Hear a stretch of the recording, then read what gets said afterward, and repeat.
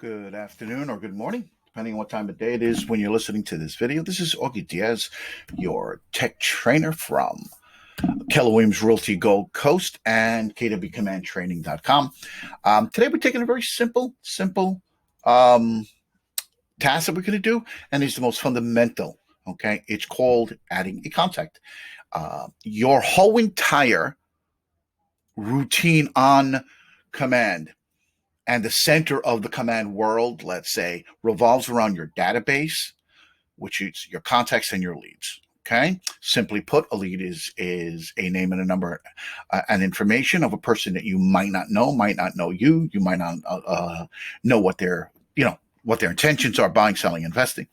A good one is a referral or any type of lead like that, or a Facebook lead that comes in. A contact is somebody that you spoke to before in the past. You might know them from work. You might know them here or there. Those people, you know who they are. You know their base intentions, and you've had a conversation pertaining to real estate or some sort of conversation around them.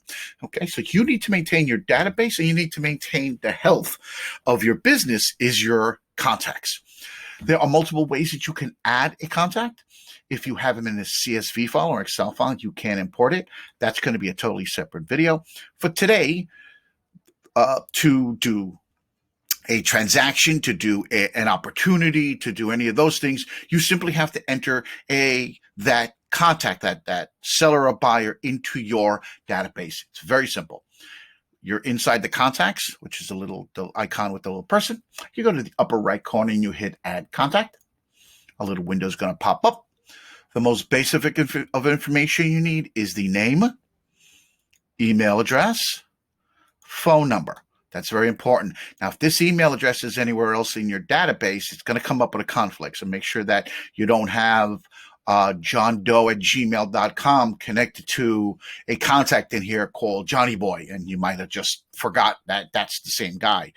You want to make sure that, okay, at this point, is it a lead? Is it a contact? It is not, you want to make sure you put that in. Lead source, this is important if you want to keep track of the leads.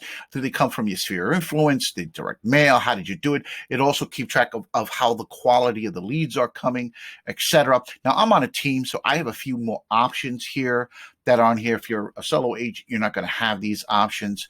I'm not going to go through the team options. That's a separate video. In most cases, if you are a solo agent, you know what you do here.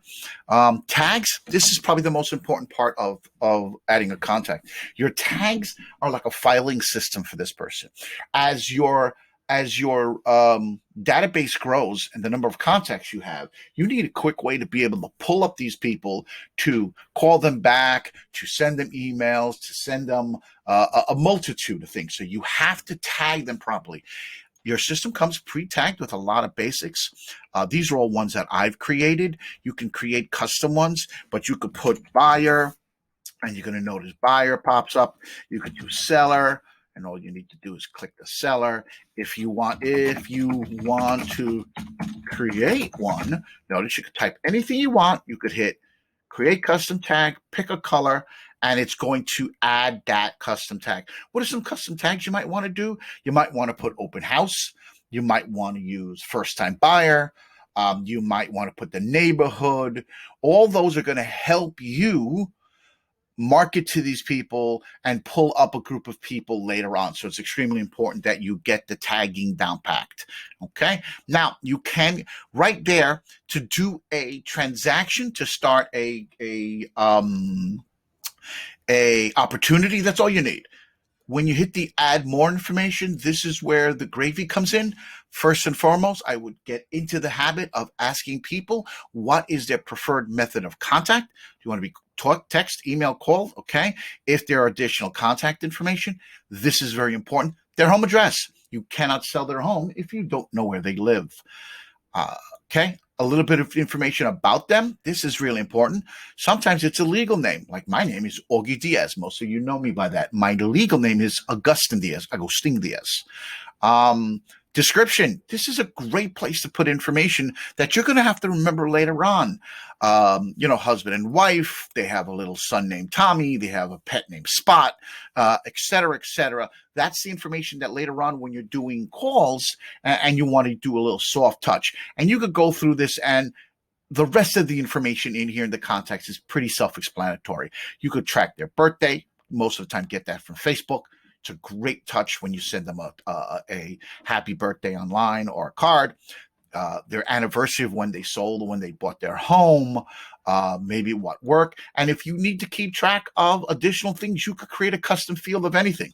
Maybe you give people pies every Christmas, so you want to keep track of what flavor pie they have. Just giving you an example. But as you could see, it's a very simple system to add it. If you're only going to do this for your transaction right now, name, phone number, email address, and most importantly, tags.